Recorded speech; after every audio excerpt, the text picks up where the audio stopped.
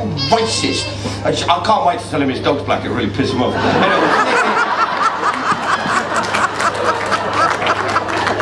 it's great, there's a sea of faces going, we're not sure if we should laugh at that. You see, that's what we do sometimes, that's what comedians have to do, we say the wrong thing, that's the gig. I'll give you an example of this. I was in Belfast recently, and if you're in Belfast you have to have a go at everyone, that's the gig. And it's about 2 years ago actually, and I thought, start as you mean to go on, Mark, just offend everyone, that's the way it works. So I jumped on stage and just went, hello Belfast! So what's the difference between Saddam Hussein and the IRA? Saddam Hussein hasn't got any weapons. It was like Backdraft.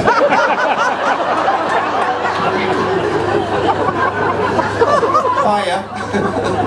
That's very sweet, that's the youngest heckler we've had so far. So the thing is, I went to Belfast about a year ago, something like that, and the guy who's given me a lift to this festival thing said, Mark, tell me who's impressed you politically over here. I said, well, I think David Irvine, not David Irvine, Nazi historian.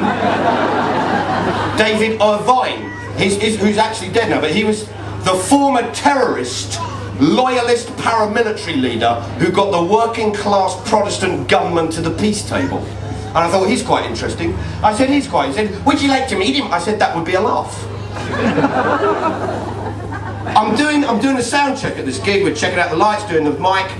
Room empty, this bloke walks through holding the phone up in the air. Mark! It's David Irvine on the phone for you!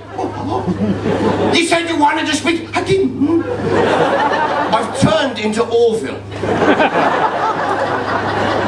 You wanted to speak. So I said, hello? This voice on the other end just goes, Mark Thomas, this is David Irvine.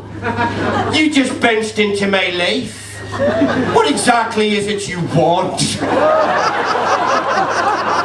And I just turned into Hugh Grant. I just went, I wondered if you'd like to meet for a cup of tea. And we did. The next day, we met, and I can tell you, former terrorists like a lot of sugar. And we met in this hotel, and I was walking to meet him in the lobby, and I saw him and I thought, Mark, don't say the wrong thing, don't be rude, don't try and show off, don't go for that stuff, just be polite and don't say the wrong thing.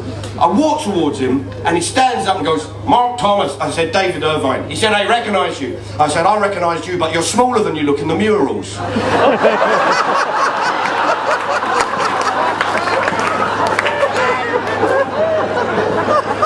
Anyway, I begged, and they're still here.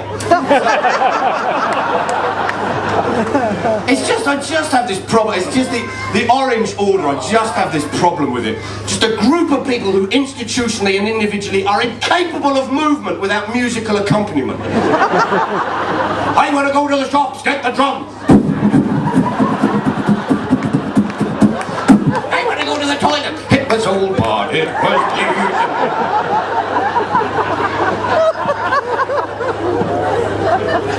So anyway, the point was, the Serious Organised Crime and Police Act, which is the bit of the law that Blunkett introduced to get Brian Hoare the peace campaigner.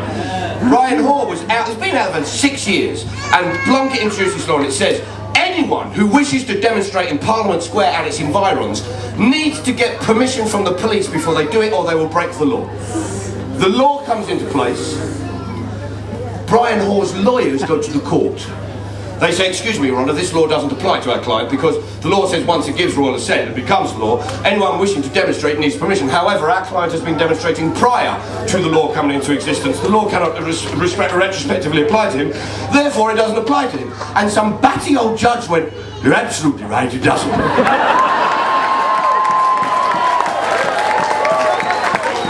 So, round one, the bloke they brought the law in to get, it doesn't work for. That means the rest of us, if we want to demonstrate in Parliament Square and its environs, we have to get permission. So, what counts as a demonstration? According to the police, one person with a banner is a demo. One person with a badge, a CND badge, a trade union, a Tory party badge, should ever any be in existence. We don't have badges, we brand each other. So the thing is,